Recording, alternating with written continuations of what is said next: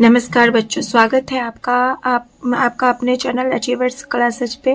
तो बच्चों, जैसा कि आप लोग जानते हैं कि अभी हम लोग इस चैनल पर क्लास 6 की मैथ्स बुक पढ़ रहे हैं जिसका नाम है गणित प्रकाश। और इसके अंतर्गत अभी जो है हम लोग इस बुक का पाठ 3 पढ़ रहे हैं जिसका नाम है संख्याओं का खेल। तो बच्चों, आज हम लोग इस पाठ का 67 से 70 तक के बीच के टॉपिक्स को पढ़ेंगे, समझेंगे और इसके अंतर्गत इस पेज के अंतर्गत आने वाले सभी प्रश्नों के हल भी समझेंगे। तो चलिए शुरू करते हैं। तो बच्चों, पेज नंबर 67 में जो है का टॉपिक है संख्या पैटर्न के साथ खेलना। इसमें कह रहा है कि नीचे कुछ संख्याओं को कुछ पैटर्नों में व्यवस्थित किया गया है। नीचे दी गई प्रत्येक आकृति में संख्याओं का योगफल ज्ञात कीजिए। क्या हमें उन्हें एक एक करके जोड़ना चाहिए या इसके लिए हम किसी शीघ्र विधि का उपयोग कर हल कर सकते हैं? इन प्रश्नों को हल करने के लिए आपने जिन अलग अलग विधियों का प्रयोग किया है उसे कक्षा में साझा कीजिए और चर्चा कीजिए। नीचे 2 फिगर दिए गए हैं इस पेज में और उसमें एक ए में जो है 2 नंबर है। देखिए ध्यान से, 2 नंबर है, एक नंबर है 40 और दूसरा नंबर है 50। कह रहा है जो इसको योग करना है, इसको सारे नंबर्स को जोड़ने हैं। तो हम लोग किन किन विधियों का प्रयोग, इनको जोड़ने के लिए किन विधियों का प्रयोग कर सकते हैं? तो बच्चों, हम लोग जो है जोड़ने के लिए, जैसे कि देखिए इसमें 2 अंक है, एक है 40, तो 40 कितने बार है? तो इसको हल करने के लिए हम लोग इस तरह से हल कर सकते हैं। ध्यान से देखिए बच्चों, यहाँ पर ए, जैसे कि ए में है 40 जो है, देखिए ध्यान कितनी बार है? तो 40 है 1 2 3 4 5 6 7 8 9 10 11 और 12। तो 40 प्लस 40 इतना, इसको जो हम लोग 12 बार करेंगे तो इससे बेहतर है जो हम लोग जो है अगर 40 को 12 बार डायरेक्ट मल्टीप्लाई कर दे तो भी वही एक ही बार में जो है ये 12 40 जो है ऐड हो जाएंगे। तो और इस तरह से दूसरा नंबर है 50। तो 50 कितनी बार है उसको काउंट कर लेते हैं। तो 50 है 1 2 3 4 5 6 7 1 2 3 4 5 6 7 8 9 और 10। तो 50 है 10 बार। तो 40 को अगर हम लोग 12 से मल्टीप्लाई करते हैं तो देखिए यहाँ पर कितना आता है। 40 को अगर 12 से मल्टीप्लाई करते हैं तो 42 ज़ा 80 और 41 ज़ा 40। इस दोनों को ऐड करने पर 0 8 और 4। तो इस तरह से जो है आ जाता है हमारा 480। और 50 को जब हम लोग 10 से मल्टीप्लाई करते हैं तो आंसर आता है 500। अब इन दोनों को जब हम लोग ऐड कर देंगे तो हो जाएगा 0 0 0 8 0 8 और 4 प्लस 5 इक्वल टू 9। तो इस तरह से हो जाएंगे 980। तो इस सारे नंबर्स को ऐड करने पर हम लोगों को कितना नंबर मिलेगा? वह हो जाएगा 980। तो हम लोग अगर इतनी बार प्लस से करें, मतलब ऐड अलग अलग करें, तो उसको और इजी बनाने के लिए हम लोग जो है मल्टीप्लाई का भी यूज कर सकते हैं। नेक्स्ट है बी में जो फिगर है इसमें देखिए जो डॉट दिए हुए हैं, डॉट जो है 2 प्रकार के हैं। एक स्क्वायर में जो है 1 डॉट है और एक तरह के स्क्वायर में जो है 1 डॉट है और दूसरे तरह के स्क्वायर में जो है, जो यहाँ ब्लू कलर से दर्शाया गया है, उसमें जो है टोटल 5 डॉट है। तो इसमें बताना है जो टोटल इस पूरे स्क्वायर में जो है टोटल कितने डॉट्स हैं। तो देखिए बच्चों, 1 डॉट वाली जो है स्क्वायर कितने हैं उसकी काउंटिंग करते हैं। तो 1 डॉट वाली है 1 2 3 4 5 6 7 8 9 10 11 12 13 14 15 16 17 18 19 20 21 22 23 24 25 26 27 28 29 30 31 32 33 34 35 36 37 38 39 40 41 42 43 और 44। तो 1 डॉट वाली जो है टोटल स्क्वायर जो है 44 है तो 1 को 44 से मल्टीप्लाई करेंगे तो हो जाएगा 44। और दूसरा स्क्वायर जो है उसमें 5 डॉट्स दिए हुए हैं, तो 5 डॉट वाले स्क्वायर जो है टोटल कितने हैं, तो देखिए यहाँ पर इसमें 4, फिर 8, फिर 12, फिर 16, फिर 20, मतलब 20 स्क्वायर जो है ऐसे हैं जिसमें 5 डॉट है। तो 5 डॉट वाले स्क्वायर को जब हम लोग 20 से मल्टीप्लाई करते हैं तो हो जाता है 25, 5 जा कितना हो जाएगा, तो हो जाएगा 100। अब इन दोनों नंबर्स को जब हम लोग ऐड करेंगे तो आंसर हमारा हो जाएगा 144। तो इस तरह से हम लोग समझ गए हैं जो इसमें इस पूरे स्क्वायर में जो है टोटल डॉट्स की नंबर जो है 144 है। इस तरह से हम लोग नेक्स्ट पेज में आते हैं। यहाँ पर देखिए जो यहाँ पर भी बहुत सारे फिगर्स हैं और इसमें पहला फिगर जो है वह है दिखा रहा है जो इस तरह का एक फिगर है। इसमें भी 2 नंबर से, एक है 32 और दूसरा है 64। तो इस सारे नंबर्स को हम लोगों को ऐड करके बताना है जो टोटल कितने नंबर्स है। तो ध्यान से देखिए इसको कैसे हम लोग सॉल्व करेंगे। तो इसको सॉल्व करने के लिए देखेंगे जो 32 जो है कितने स्क्वायर्स में है, तो काउंट करेंगे। तो इसको काउंट करने का भी एक तरीका है जो देखिए कैसे हम काउंट करते हैं। तो 1 2 3 4 5 6 7 8, तो इस तरफ से जो है 8 है और इस तरफ से देखिए 1 2 3 4, तो इस तरफ से 4 है। 4 मतलब कि लाइन में जो है 32 है और इस तरफ से 8 है, तो 8 टोटल हो जाएगा। 8 चौका 32, मतलब 32 स्क्वायर में जो है 32 लिखा गया है। तो इस तरह से जो है हम लोग 32 कितने बार है इसकी काउंटिंग करने के लिए 32 को 32 से मल्टीप्लाई करेंगे तो हम लोगों को पता चल जाएगा। और उसके बाद है नेक्स्ट नंबर है 64। तो 64 कितनी बार है तो उसकी काउंटिंग करते हैं। तो 1 2 3 और इस साइड से है 1 2 3 4, तो 3 चौका हो जाता है 12 13 14 15 16, तो 64 जो है 16 बार है। 64 को 16 से मल्टीप्लाई कर देंगे तो 32 को जब हम लोग 32 से मल्टीप्लाई करते हैं तो देखिए कितना होगा। तो 32 को 32 से मल्टीप्लाई करते हैं तो आता है हमारा 32 को 32 से मल्टीप्लाई करते हैं तो 2 दूनी 4 और 3 दूनी 6 और फिर इससे 3 दूनी 6 और 3 तिया 9, तो इस तरह से हो जाता है 4 6 6 12 और 9 1 10, तो इस तरह से हो जाता है टोटल 1024।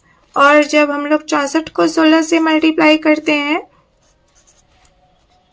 तो 6 चौका 24, 6 छक्का 36 से 36 में 2 ऐड कर देंगे तो हो जाएगा कितना 38 और 64 एकम 64। तो इन दोनों को जब ऐड करेंगे तो 4 का 4 8 4 12 6 3 9 और 1 10, तो ये भी हो जाएगा 1024। और इस दोनों को जब हम टोटल ऐड करेंगे तो होगा 4 4 8 2 2 4 0 और 2, तो टोटल नंबर्स कितने हो जाएंगे 2048। इस तरह से सी भी सॉल्व हो चुका है। तो फिगर डी में देखिए जो फिर से डॉट्स वाली ये है एक फिगर। तो इसमें 2 तरह के डॉट है, एक स्क्वायर में जो डॉट्स के नंबर है वो 3 डॉट वाले स्क्वायर है और दूसरा जो स्क्वायर है वो उसमें डॉट्स की संख्या जो है 4 है। तो इसको को बताना है जो टोटल कितने डॉट्स हैं इस पूरे स्क्वायर में। तो काउंटिंग करेंगे 3 डॉट वाले स्क्वायर की। तो 3 डॉट वाले कितने हैं टोटल देखिए, तो 1 2 3 4 5 6 7 8 9 10 11 12 13 14 15 16 और 17।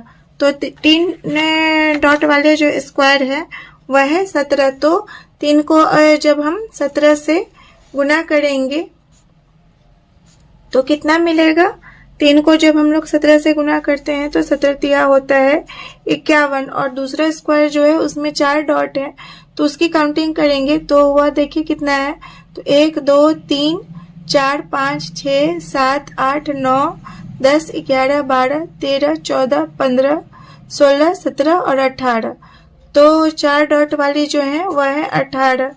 तो 18 को जब हम लोग 4 से गुना करते हैं तो हो जाता है 72। अब टोटल डॉट्स की संख्या बताने के लिए हम लोग को इन दोनों को ऐड करना होगा, तो हो जाएगा 2 1 3 और 7 5 12। तो इस पूरे स्क्वायर में जो है डॉट्स की संख्या जो है वह हो जाएगी 123। तो इस तरह से हम लोग जो है अलग अलग ऐड करने से जो है हम लोग एक बार मल्टीप्लाई कर देंगे, गुना करके भी हम लोग उसको आसान तरीके से निकाल सकते हैं। इस तरह से जो है हम लोग फिगर ई में आ गए हैं। फिगर ई में जो है बच्चों 3 तरह के नंबर से, एक है 15, दूसरा है 25 और तीसरा है 35। क्योंकि मेरी बुक में जो है स्पष्ट नहीं दिख रहा था, इसलिए मैंने पहले से ही आप लोगों को बताने के लिए इसको लिख के रखा हुआ है। जो ब्लैक वाले में जो है स्पष्ट नहीं दिख रहा था जो कौन सा नंबर है, तो इसलिए मैंने पहले से लिख लिया है। तो हम लोग काउंटिंग शुरू करेंगे। जो 15 कितनी जगह लिखा हुआ है, 25 कितनी जगह लिखा हुआ है और 35 कितनी जगह लिखा हुआ है। तो चलिए सबसे पहले शुरू करते हैं जो 25 कितनी जगह है। तो देखिए इसमें और इसमें जो है 25 लिखा गया है 4 बार, तो 4 और 4 हो गया 8, और बीच में जो है 25 8 के 9 10 11 12 13 14 15 16 17 18 19 20, और बीच वाले में भी लिखा हुआ है 21 और 22, मतलब 25 जो है 22 बार है। 15 को भी एक बार काउंटिंग कर लेते हैं, तो 15 भी 4 और 4 8 9 10 11 12 13 14 15 16 17 18 19 20 और बीच में 2 बार 22। तो इस तरह से 15 भी 22 बार, 25 भी 22 बार, और अब बच गया 35। तो 35 देखिए 35 भी 4 बार इस दोनों ब्लैक वाले में लिखा हुआ है, तो 4 4 8, और उसके बाद यहाँ है 35, तो 8 के बाद 9 10 11 12 13 14 15 16 17 18 19 20, और बीच में भी 2 बार है 21 और 22, मतलब तीनों नंबर्स जो हैं 22 बार लिखे गए हैं। तो 15 को जब हम लोग इसको सॉल्व देखिए हम लोग कैसे करेंगे। तो 15 को जब हम टोटल करने के लिए 15 को जब हम लोग 22 से गुना करते हैं तो कितना प्राप्त होता है, उसके बाद 25 को 22 से गुना करते हैं तो कितना मिलता है, और 35 भी कितनी बार है, तो 35 का भी यूज 22 बार किया गया है। तो देखिए जब 15 को 22 से गुना करते हैं तो कितना मिलता है, तो हम लोग को 15 दूना 30 और फिर 15 दूना 30, तो इस तरह से हो गया 0 3 और 3, तो हो गया टोटल 330 मिल गया। मतलब 15 का यूज जो है 15 लिखे हुए जो है कितने बार है, तो उसको टोटल को ऐड करने पर हुआ है 330। अब 25 को ऐड करेंगे तो 25 को भी 22 बार ऐड करेंगे तो कितना मिलेगा, तो 25 को 22 से जब हम लोग गुना करेंगे तो हो जाएगा 25 दूनी 50 और फिर 25 दूनी 50। तो इस तरह से मिल जाएगा हम लोगों को 0 5 और 5। तो 25 कितने का 22 से गुना करने पर नंबर मिलेगा, वो हो जाएगा 550। अब जब 35 को फिर से हम लोग 22 से गुना करते हैं तो 35 को 22 से गुना करने पर हो जाता है 35 दूना 70 और फिर 35 दूना 70। तो इस तरह से ऐड करने पर 7 0 7 7 और 7, तो हो जाएगा 770। अब इन सभी को टोटल करने के लिए ऐड करना होगा, तो ऐड करने पर 0 0 0 0 और 7 3 10 5 15 और 7 3 10 5 15 1 16। तो इस तरह से जो है टोटल हम लोग को कितने नंबर है इसमें, तो हम लोग को मिल गए हैं और 1650, मतलब इसमें जो है टोटल कितने नंबर्स है, तो टोटल हो गया 1650। तो अलग अलग ऐड करने से बेहतर है जो हम लोग एक बार मल्टीप्लाई करके भी आराम से निकाल सकते हैं। नेक्स्ट फिगर है बच्चों, इसमें भी जो है नंबर्स बताना है जो टोटल नंबर कितने हैं।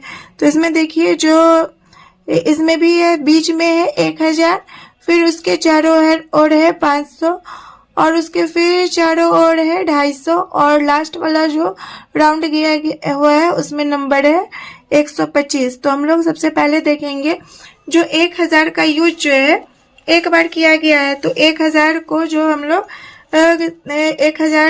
लोग 1 से मल्टीप्लाई करते हैं तो मिलता है हम लोगों को 1000। अब उसके बाद है 500, तो 500 देखिए कितने बार यूज किया गया है, तो 500 1 2 3 4। तो 500 को 4 से जब मल्टीप्लाई करते हैं, 500 को जब 4 से मल्टीप्लाई करते हैं तो आंसर आता है 2000। अब उसके अगले राउंड में जो है वह है 250। तो 250 की काउंटिंग शुरू कीजिए कितने बार है, तो 1 2 3 4 5 6 7 और 8। तो इस तरह से 250 जो है 8 बार है। तो 250 को जब हम लोग 8 से मल्टीप्लाई करते हैं तो आंसर आता है हमारा 2000। और नेक्स्ट राउंड जो है 125 का है, तो 125 देखिए काउंटिंग कीजिए कितनी बार है, तो 1 2 3 4 5 6 7 8 9 10 11 12 13 14 15 16 17 और 18। तो 125 जो है 18 बार, 125 का यूज जो है 18 बार किया गया है। तो 125 को 18 से मल्टीप्लाई जब हम लोग करते हैं, 125 को जब हम लोग 18 से मल्टीप्लाई करेंगे तो कितना मिलेगा हम लोगों को, 8 पंचे 40, 4 के हासिल हो जाएगा, 8 दूनी 16, 16 में 4 जोड़ेंगे तो 20, 2 हासिल हो जाएगा, 8 एकम 8 2 10। और तरह से 125 को एक से करेंगे मल्टीप्लाई तो हो जाएगा 125। अब टोटल कितना हो जाएगा, 0 5 2 और 2। तो इस तरह से हो जाएगा 2250। 125 को 18 पर से मल्टीप्लाई करने पर हो जाएगा 2250। अब टोटल नंबर्स कितने हैं ये जानने के लिए सबको ऐड करना पड़ेगा। तो ऐड करने पर 0 का 0, ये 5, ये 2 और ये 2 2 4 2 6 1 7। तो इस तरह से हम लोगों को मिल गया टोटल कितना हो जाएगा 7250। तो इस तरह से बच्चों ये जो नंबर वाला था वो हम लोग को आराम से उम्मीद कर रही हूँ जो आप लोगों को भी समझ में आ गया होगा। अब अगला टॉपिक जो है वह है एक अनसुलझा रहस्य, कोलाज अनुमान। तो कोलाज अनुमान में देखिए क्या कर रहा है, तो बुक में है जो नीचे दिए गए अनुक्रमों को देखिए, सभी अनुक्रम में एक ही नियम लागू है। तो देखिए ए में इसमें कुछ एग्जांपल्स दिए हुए हैं। ए में है 12 6 3 10 5 16 8 4 2 1। बी में भी है 17 से शुरू किया गया है और 1 पे लास्ट है। और सी में है 21 से शुरू किया गया और इसमें भी 1 पे भी लास्ट है। और डी में जो नंबर है वो 22 से शुरू है और ये भी जो लास्ट है एंड पॉइंट है वो भी 1 ही है। क्या आप बता सकते हैं कि इन अनुक्रमों को किस प्रकार बनाया गया है? तो इसमें को ध्यान से देखिए, जो ये किस प्रकार इसको लिखा गया है, जो किसी भी नंबर से हम लोग शुरू कर रहे हैं तो लास्ट जो है 1 से ही है। अब इसके लिए कुछ नियम बताया गया है जो कि पेज नंबर 69 में है। तो 69 में इस तरह से हम लोग देखिए जो क्या कर रहा है। तो 69 में नियम बताया गया हुआ है, किसी भी एक संख्या को से शुरू करते हैं यदि संख्या सम है। यदि संख्या जो है सम संख्या से हम लोग शुरू करते हैं तो अगला संख्या जो है उसका आधा करेंगे। यदि संख्या जो है विषम है तो उसे जो है 3 से गुना करके उसमें 1 जोड़ेंगे। इसी प्रक्रिया को दोहराइए। ध्यान दीजिए जो पेज नंबर 68 पर दिए गए चारों अनुक्रम में हम लोग 1 पर पहुंचते हैं। जैसा कि मैंने आप लोगों को पीछे ही बताया है, जो किसी भी नंबर से हम लोग शुरू करते हैं तो लास्ट 1 पे ही आ रहे हैं। सन 1937 में जर्मन के गणितज्ञ लोथर कोलात्ज ने अनुमान लगाया कि उपरोक्त जैसा प्रत्येक अनुक्रम हमेशा 1 पर पहुंचेगा। अब जर्मन के जो गणितज्ञ थे जिनका नाम था लोथर कोलात्ज, वह ऐसा अनुक्रम लगाए थे जिसमें उन्होंने पता लगाया था जो किसी भी नंबर को अगर हम लोग इस विधि से पूरा करते हैं तो हम लोग लास्ट में जो है 1 पर ही पहुंचते हैं, चाहे हमने किसी भी पूर्ण संख्या से शुरू की हो। नियम वही रहेगा, अगर संख्या जो है सम है तो उसका हम लोग आधा करेंगे, अगर संख्या विषम है तो उसमें 3 से गुना करके 1 जोड़ देंगे। आज भी बहुत से गणितज्ञ जो इस पर कार्य कर रहे हैं। यह हमेशा एक अनसुलझी समस्या है। क्या कोलात्ज अनुमान सत्य है? गणित में कोलात्ज अनुमान अत्यधिक विख्यात अनसुलझी समस्याओं में से एक है। आगे कह रहा है, प्रत्येक अनुक्रम को अपनी पसंद की पूर्ण संख्या से शुरू करके ऊपर जैसे कुछ और कोलात्ज अनुक्रम बनाइए। क्या आप हमेशा 1 पर पहुंचते हैं? तो इसका उदाहरण देखिए, इस तरह से हम लोग दे सकते हैं। जो हम लोग एक उदाहरण देकर आप लोगों को समझाने की कोशिश कर रही हूँ। तो देखिए, एक उदाहरण के रूप में जो है हम लोग क्या लेंगे, कोई संख्या लेंगे, जैसे कि कोई हम लोग सम संख्या ले रहे हैं। मान लीजिए हम लोग ले रहे हैं 18। तो सम के लिए क्या है नियम, जो सम को जो है हम लोग आधा करते हैं। तो इस तरह से 18 को जो हम लोग आधा करेंगे तो अगला नंबर हो जाएगा 9। 18 का आधा 9 होता। अब यहाँ पर विषम मिल गया। अब विषम के लिए था जो उसको 3 से गुना करके 1 उसमें जोड़ देते हैं। तो 9 को जब हम लोग 3 से गुना करेंगे तो हो जाएगा 9 3 27 और उसमें 1 जोड़ेंगे तो हो जाएगा 28। और फिर से यहाँ पर सम संख्या मिल गया है। तो 28 का आधा कितना हो जाएगा? तो 28 का आधा हो जाएगा 14। अब 14 को 3 से गुना करेंगे तो 14 तिया हो जाएगा 42। और 42 में को जब हम लोग आधा करें, 14 है, 14 सम संख्या है, तो 14 का जब हम लोग आधा करेंगे तो हो जाएगा 7। अब 7 फिर विषम संख्या हो गया। 7 को 3 से गुना करेंगे तो हो जाएगा 21 और 21 में 1 जोड़ेंगे तो हो जाएगा 22। 22 फिर सम संख्या है, इसका आधा कितना हो जाएगा? 11। 11 विषम संख्या है। 11 को 3 से गुना करेंगे तो 33 और उसमें 1 जोड़ेंगे तो हो जाएगा 34। अब 34 का आधा कितना हो जाएगा? 17। अब 17 को 3 से गुना करेंगे तो 17 तिया 51 और 51 में 1 जोड़ देंगे तो 52। अब 52 का आधा जो है कितना हो जाएगा बच्चों? तो 52 का आधा हो जाएगा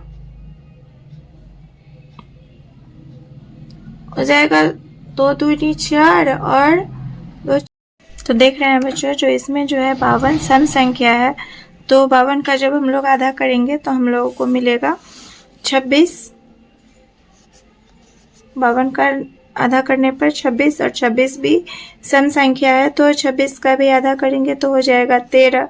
अब ये एक 13 जो है विषम संख्या है। तो 13 को 3 से गुना करेंगे तो हो जाएगा 39 और 39 में 1 जोड़ेंगे तो हमें मिल जाएगा 40। अब फिर से सम संख्या हो गया। 40 को आधा करने पर 20 और 20 को आधा करने पर 10 और 10 को आधा करने पर 5।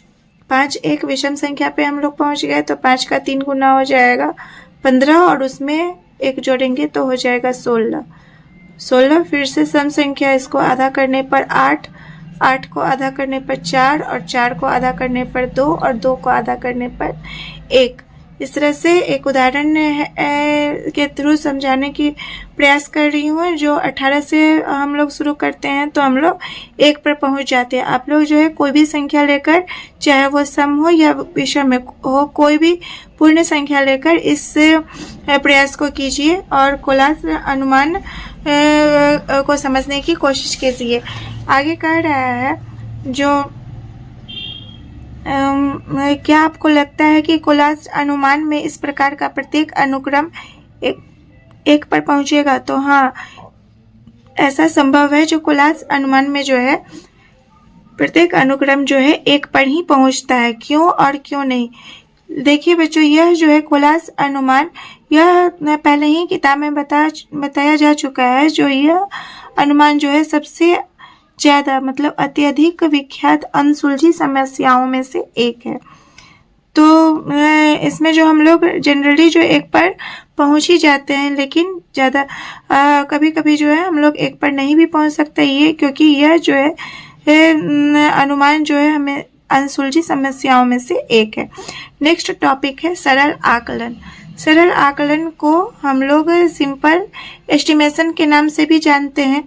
इसमें जो है बच्चों हम लोग जो है एक्यूरेट नंबर तक नहीं पहुंच सकते। हमारा आंसर जो है एक्यूरेसी को नहीं दर्शाता है। हम लोग जो है आंसर को एस्टिमेट कर लेते हैं, मतलब अनुमान लगाते हैं जो लगभग इतना होगा। तो देखिए इसमें क्या कह रहा है किताब में कई बार हम वस्तुओं की सही संख्या को नहीं जानते और न ही उसकी आवश्यकता होती है, और एक अनुमान ही उद्देश्य के लिए पर्याप्त होता है। जैसा कि पहले ही मैंने आप लोगों को बताया है, जो इस तरह के क्वेश्चन में जो है हम लोग अनुमान पर आंसर निकालते हैं। उदाहरण के लिए आपके विद्यालय के मुख्य अध्यापक आपके विद्यालय में नामांकित विद्यार्थियों की सही संख्या जानते हो। संभवतः आप केवल अनुमानित संख्या ही जानते होंगे। मतलब एक उदाहरण के लिए समझाया जा रहा है कि आपके विद्यालय के जो मुख्य अध्यापक होंगे वो उनको यह जानकारी होगी जो आपके विद्यालय में टोटल कितने बच्चे हैं, लेकिन आपको इसकी जानकारी एक्यूरेट पता नहीं होगी। आप केवल जो अनुमान लगाते होंगे आपके विद्यालय में कुल कितने विद्यार्थी हैं। यह लगभग 150 हो सकता है या 400 हो सकता है या 1000 हो सकता है। आगे है परिणीता की एक कक्षा में 32 बच्चे हैं। उसकी कक्षा के 2 अन्य सेक्शन मतलब 2 अन्य विभाग में 29 और 35 बच्चे हैं। इसलिए उन्होंने अनुमान लगाया कि उसकी कक्षा में लगभग 100 बच्चे होंगे। मतलब एक कक्षा में जो है 32 है, अब उस कक्षा के 2 अन्य सेक्शन और भी हैं जिसमें 29 और 35 बच्चे हैं। तो इस तरह से उसने अनुमान लगा लिया कि उसके क्लास में टोटल बच्चे जो हैं 100 होंगे। कक्षा 6 के साथ उसके स्कूल में कक्षाएं जो है 7 से 10 भी हैं और प्रत्येक कक्षा में 3 सेक्शन है, 3 विभाग है। उन्होंने माना कि प्रत्येक कक्षा में बच्चों की संख्या समान है और आकलन किया मतलब एस्टिमेट किया जो उसके विद्यालय में विद्यार्थियों की संख्या लगभग जो है 500 है। अब आगे कह रहा है आइए पता लगाएं। अब हम कुछ सरल आकलन करेंगे। यह एक मनोरंजक अभ्यास है और इसके द्वारा आप अपने आसपास की विभिन्न संख्याओं को जानकर प्रसन्न होंगे। याद रखिए, दिए गए प्रश्नों के लिए सही संख्या जानने में हमारी रुचि नहीं है। हमारा आकलन के तरीके को कक्षा के साथ अपने आकलन के तरीकों को कक्षा के साथ साझा कीजिए। नेक्स्ट पेज में जो है बच्चों कुछ प्रश्न दिए गए हैं जो एस्टिमेशन पे आधारित है। तो इसको हम लोग हल करने का प्रयास करेंगे। इसका कह रहा है पहला क्वेश्चन है आपके द्वारा चलने के लिए उठाए गए कदम, जिसमें ए में क्वेश्चन है जिस स्थान पर बैठे हैं से लेकर कक्षा के दरवाजे तक। तो ध्यान रखिए बच्चों, जो इसका उत्तर जो है आप अपने हिसाब से भी दे सकते हैं। आप अपने विद्यालय में जाइए और जिस स्थान पर किसी स्थान पर आप बैठे हैं वहाँ से अपने कक्षा के दरवाजे तक जो है दूरी नापिए और वो उसका आंसर होगा। तो यह जो है मान लीजिए जो आप अपने विद्यालय में जाकर जिस जगह पर बैठे हैं तो वहाँ से आपके कक्षा के दरवाजे तक की दूरी हो सकती है 10 कदम हो या 20 कदम हो या 5 कदम हो। ये आपके विद्यालय पर और आपके बैठने की जगह पे निर्भर करता है ये दूरी। अगला क्वेश्चन है विद्यालय के मैदान के चारों ओर सिरे से सिरे तक, मतलब मैदान के चारों ओर जो हम लोग घूमेंगे तो टोटल कितने कदम हम लोग चलेंगे। तो यह भी जो है आपके विद्यालय के प्लेग्राउंड पर विद्यालय के मैदान पर निर्भर करेगा, जो वो विद्यालय का मैदान जो है कितना बड़ा है। अगर छोटा होगा तो कदम की संख्या जो है कम होगी, अगर मैदान जो है बड़ा होगा तो कदम की संख्या ज़्यादा होगी। तो हम लोग एक अनुमान लगा सकते हैं, जो हमारे विद्यालय में जो है मैदान के चारों ओर की दूरी जो है लगभग 200 कदम होगी, या 300 कदम होगी, या 250 कदम होगी। इसका सिर्फ हम लोग एक अनुमान लगा सकते हैं। अब है नेक्स्ट, कक्षा के दरवाजे से विद्यालय के दरवाजे तक।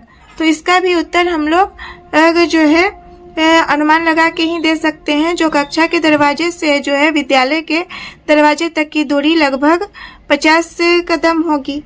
अब है अगला, आपके विद्यालय से आपके घर तक के लिए जो है चलने के लिए उठाए गए कदम। तो कि इसमें भी जो है किसी बच्चे का घर जो है विद्यालय से कम दूरी पर होगा और हो सकता है, और किसी बच्चे का जो है अधिक दूरी पर हो सकता है। तो इसके लिए भी उत्तर जो है अलग अलग हो सकते हैं।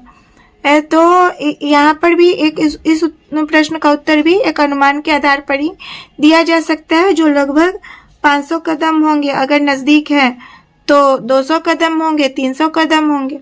आगे है क्वेश्चन, जो आपके द्वारा आँखों को झपकने की संख्या या आपके द्वारा सांसों की संख्या 1 मिनट में कितनी होगी, 1 घंटे में कितनी होगी, और 1 दिन में कितनी होगी। तो बच्चों, अगर मान लीजिए जो हम लोग जो है 1 मिनट में जो है हमारी आँखों की झपकने की संख्या कितनी हो सकती है। तो मान लीजिए जो 1 मिनट में अगर हम लोग 10 बार आँखें झपकते हैं, मतलब जो है 1 मिनट में जो है हम लोग कितनी बार आँखें झपकते हैं। तो अगर इसको हम लोग लिखें, जो 1 मिनट में अगर हम लोग 10 बार अपनी पलकों को झपकेंगे, तो नेक्स्ट क्वेश्चन है जो एक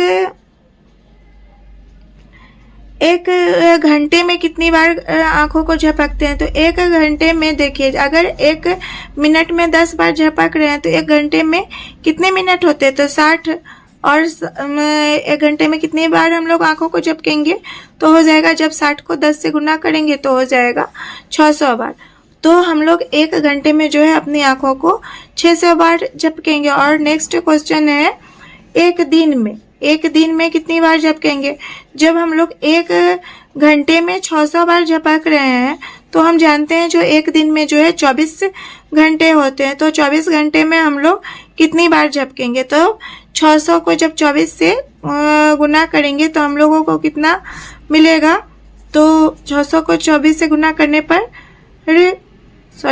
6 चौका 24, यहाँ पे 24 हो जाएगा। अब 2 से गुना करेंगे तो 0 0 और 6 दूनी 12। अब हो जाएगा ऐड करने पर 0 0 और 4 और 4 और 1। इस तरह से जो है हमारा संख्या हो जाएगा 14,400। मतलब 1 दिन में जो है हम लोग अपनी आँखों को कितनी बार झपकेंगे, तो 14,400। ये भी सिर्फ अनुमान लगाया अनुमान पे भी आधारित आंसर है। अब इसी तरह से हम लोग अपने सांसों की संख्या को भी अनुमान के आधार पर ही निकाल सकते हैं। अगला क्वेश्चन है, नेक्स्ट क्वेश्चन है, अपने आसपास ऐसी वस्तुएं ज्ञात कीजिए जिनकी संख्या कुछ हजार में है और दूसरा है 10,000 से अधिक है। तो इसका भी जो है उत्तर आप लोग दे सकते हैं। जो कुछ हजार में जो है, मान लीजिए आप जिस कक्षा में, आप कक्षा 6 में है, तो आपके पास जो टोटल किताब है उसमें टोटल किताब के जो पेजों की संख्या है वो कुछ हजार में होंगी। अगर मान लीजिए एक किताब में जो है 200 पेज है, तो इस तरह से 5 किताब में कितने हो जाएंगी, 1000 हो जाएगी। 6 किताब में 1200 हो जाएगी। तो इसका आंसर जो है कुछ हजार में हो सकता है। अब दूसरा है 10,000 से अधिक हो।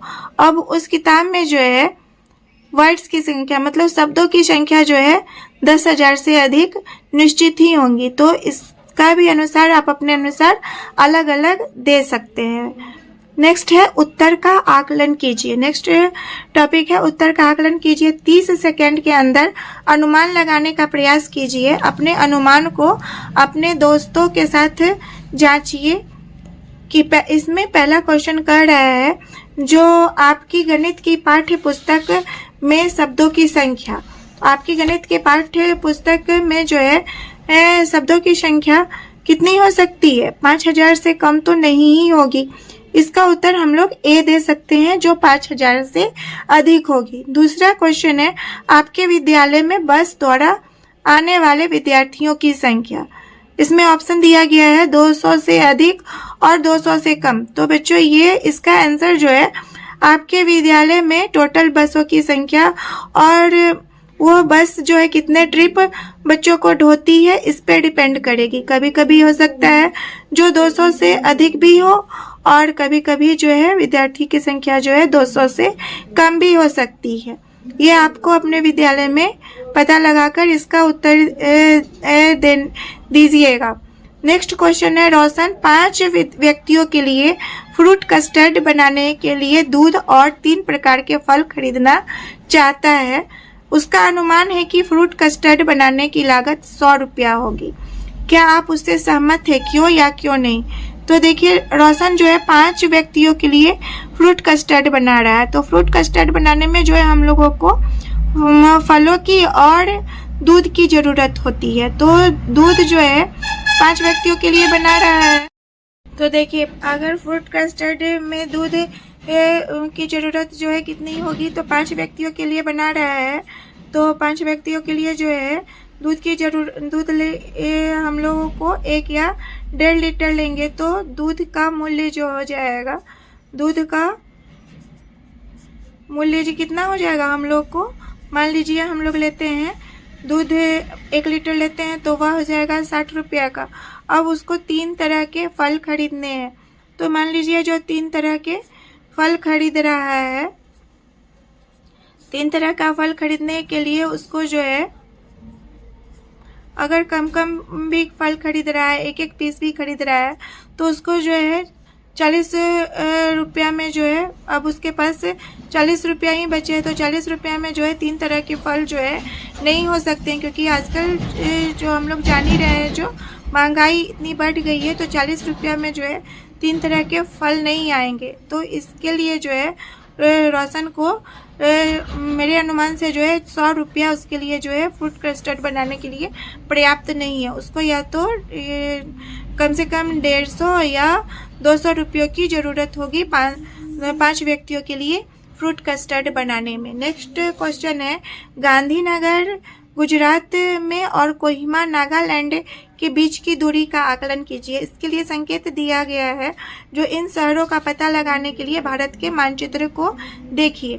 तो बच्चों भारत के जब हम लोग मानचित्र को देखते हैं तो हम लोग देखते हैं जो गांधीनगर जो है, जो कि गुजरात में है, वह भारत के मानचित्र में जो है पश्चिमी क्षेत्र में है और नागालैंड जो है पूर्वी क्षेत्र में है। तो दोनों जो है एक दूसरे के विपरीत दिशा में है। तो इसकी जो दूरी होगी वह बहुत ज़्यादा होगी। तो हम लोग इसका एक अनुमान लगा सकते हैं, आकलन कर सकते हैं, जो उसकी दूरी लगभग 2500 किलोमीटर में होगी या 3000 किलोमीटर में होगी।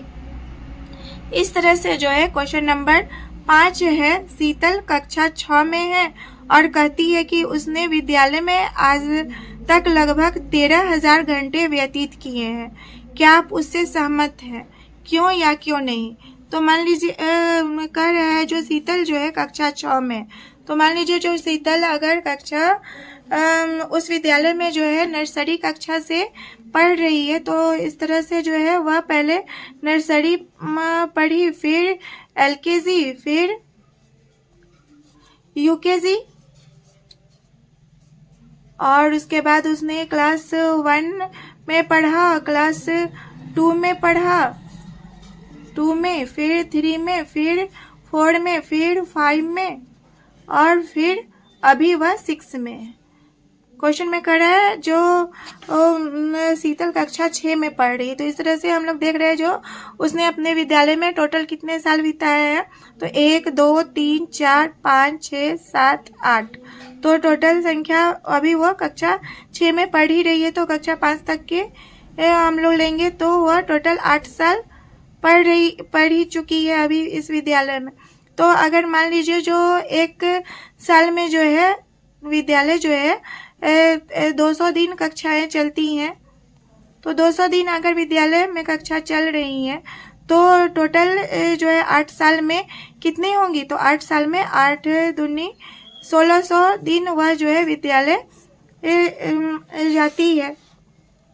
और कर रहा है अगला कर रहा है जो 13,000 घंटे व्यतीत करती है, तो 1600 दिनों में जो है वह टोटल कितने दिन व्यतीत करेगी, तो 1600 दिनों में जो है अगर मान लीजिए जो उसका विद्यालय 4 घंटे का है या 5 घंटे 4 घंटे का है, तो इस तरह से अगर हम लोग 1600 में 4 से गुना करेंगे तो कितना हो जाएगा, तो हो जाएगा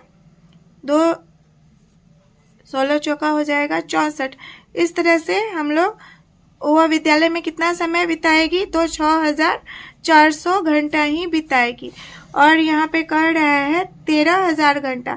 अगर मान लीजिए जो विद्यालय 5 घंटे का भी होगा तो तब भी वह इस 13,000 घंटे तक नहीं पहुँच पाएगी। तो इसलिए जो है आप कह सकते हैं जो मैं इस उत्तर से जो है सहमत नहीं हूँ। अगला क्वेश्चन है पेज नंबर 71 में। अगला क्वेश्चन कह रहा है जो पुराने समय में यातायात के साधन उपलब्ध नहीं होने के कारण लोग लंबी दूरी पैदल चलकर तय करते थे। माना आप अपनी सामान्य गति से चलते हैं आपको निम्न स्थानों से जाने में लगभग कितना समय लगेगा। तो इस पे भी 3 क्वेश्चन है, इस पे भी आधारित। आपके वर्तमान समय से आपके आसपास के एक पसंदीदा जगह तक, मतलब आप जिस जगह पे अभी रह रहे हैं उसके आसपास की दूरी तक जाने में हम लोगों को कितने समय लगेगी। तो इसका उत्तर जो है हम लोग दे सकते हैं, जो हम लोग कुछ घंटा में लग सकता है हम लोग को आसपास के पसंदीदा जगह में जाएंगे। मान लीजिए हम लोग पटना में रह रहे हैं और उसके आसपास हम लोग को मान लीजिए जो जाना है वैशाली, तो हम लोग को इसका आंसर जो कुछ घंटे में लग सकते हैं, जो 4 घंटा 5 घंटा 10 घंटा इतना हम लोग को लग सकता है। दूसरा है आपके वर्तमान स्थान से किसी पड़ोसी राज्य में, जैसे अभी हम लोग मान लीजिए बिहार में है तो हम लोग को उत्तर प्रदेश अगर जाना हो तो इसके लिए जो है हम लोग अगर पैदल दूरी करें तो हम लोग को इसमें जो है कुछ दिनों की दूरी तय करना पड़ सकता है, जैसे कि 10 दिन 20 दिन 40 दिन 50 दिन। इसी तरह से है भारत के सुदूर दक्षिणी बिंदु से भारत के सुदूर उत्तरी बिंदु तक, मतलब एक बिंदु से दूसरे बिंदु तक जाने में हम लोगों को कुछ वर्षों कुछ महीने का टाइम लग सकता है। मतलब ये जो है बहुत ज़्यादा लंबी दूरी है तो इस तरह लंबा समय लग सकता है। कम दूरी तय करने के लिए कम समय लगता है और लंबी दूरी तय करने के लिए लंबा समय लगता है। नेक्स्ट क्वेश्चन है आकलन के कुछ प्रश्न बनाइए और अपने सहपाठियों को चुनौती दीजिए। यह जो है यह कर रहा है जो एस्टिमेशन पे आधारित आकलन पे आधारित कुछ और प्रश्न बनाइए और अपनी कक्षा में जो है अपने सहपाठियों अपने मित्रों के साथ उसको सॉल्व करने की कोशिश कीजिए। तो यह जो है आप लोग स्वयं कोशिश कीजिएगा। आज के वीडियो में इतना ही बच्चों। इसमें उम्मीद करती हूँ जो आप लोग को अच्छी तरह से समझ में आ गई होगी। वीडियो अगर अच्छा लगा हो तो प्लीज़ लाइक कीजिएगा, शेयर कीजिएगा और कहीं पे भी परेशानी हो तो कमेंट में ज़रूर बताइएगा। और चैनल पर अगर नए हैं तो प्लीज़ चैनल को सब्सक्राइब कीजिएगा। Thank you.